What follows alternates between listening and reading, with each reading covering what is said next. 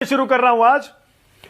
आसिम वकार, क्या आप भी ये इंडिया गठबंधन की इस मांग से सहमत हैं क्या, और इस शक से, इस आरोप से सहमत हैं क्या कि नागरिकता रद्द करने की तैयारी हो रही है उन लोगों वोटर लिस्ट में नहीं होंगे?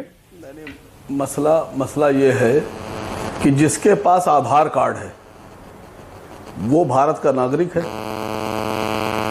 और जो भारत का नागरिक है वो वोटर है, वो इलेक्शन में वोट डाल सकता है।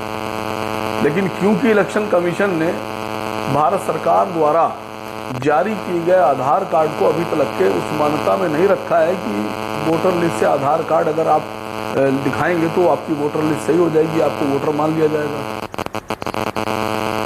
जी क्या बोला आपने? हाँ बोलिए बोलिए आसिम भाई, हाँ पूरी करिए अपनी बात, आ रही है आपकी आवाज, बोलिए।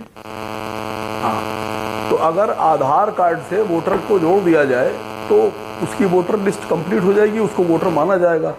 लेकिन इलेक्शन कमीशन आधार कार्ड को अभी तक के मान्यता नहीं दे रहा है कि वो ये नहीं मान रहा है कि अगर आधार को वोटर से जोड़ दिया जाए वोटर लिस्ट से तो वो वोटर देश का वोटर माना जाएगा।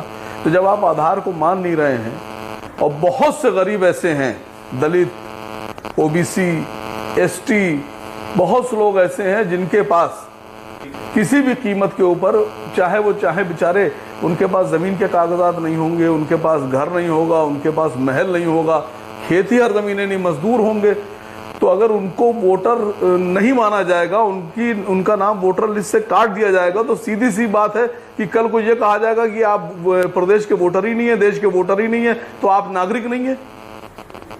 तो कैसे मानक गुप्ता जी, क्या आप इस बात की गारंटी लेंगे? आप यहां बहस तो कर रहे हैं, क्या आप सरकार की तरफ से इस बात की गारंटी लेंगे? क्या न्यूज 24 चैनल लिखकर इस बात की गारंटी देगा कि कल को उनके साथ कोई अप्रिय घटना नहीं घटेगी? जिम्मेदारी लेने पे तो कोई तैयार नहीं है, किसी तरह की कोई भी जिम्मेदारी लेने पे तैयार नहीं है। लेकिन अगर सवाल खड़े किए जा रहे हैं, जब सुप्रीम कोर्ट ने कागजात जो जारी है भारत सरकार से, उन कागजात में इलेक्शन कमीशन के पास जो